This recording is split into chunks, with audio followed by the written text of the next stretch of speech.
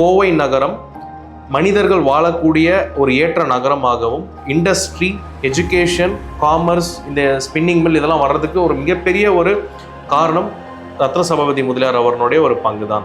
இது மட்டும் இல்லாமல் இவர் தான் ராட்ரி கிளப்பையே கோயம்புத்தூரில் முதல்ல உருவாக்குறார். 1944 இவர் தான் அதனுடைய முதல் பிரசிடென்ட். இது மட்டும் இல்லாமல் இந்திய வர்த்தகத்துறையினுடைய ஒரு தலைவராகவும் இருந்திருக்கிறார். The federation of Indian commerce and இண்டஸ்ட்ரீஸோட பிரசிடென்ட்டாகவும் இருந்திருக்கிறார்.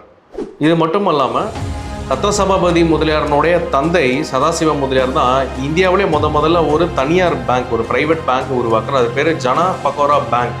இதுதான் 1883 கம்பெனிஸ் ஆக்டில் பதிவு பண்ணப்பட்ட ஒரு பேங்க் நிறுவனம் தான் இந்த ஜனா பகோரா பேங்க். இது மட்டும் இல்லாமல் ரத்ன சபாபதி முதலியார் தான் இந்த முனிசிபல் மார்க்கெட்டுன்ற ஒரு கான்செப்டே முதல்ல நடத்துறது. அதாவது ஒரு நகராட்சி நிர்வாகமே ஒரு மார்க்கெட், காய்கறி மார்க்கெட், மீன் மார்க்கெட்டை உருவாக்குறத ஒரு கான்செப்ட் 1920 இப்போ எப்படி உழவர் சந்தைகள் இருக்கோ அந்த காலகட்டத்தில் அந்த மார்க்கெட் உருவாக்குறது ரத்ன சபாபதி முதலியார்.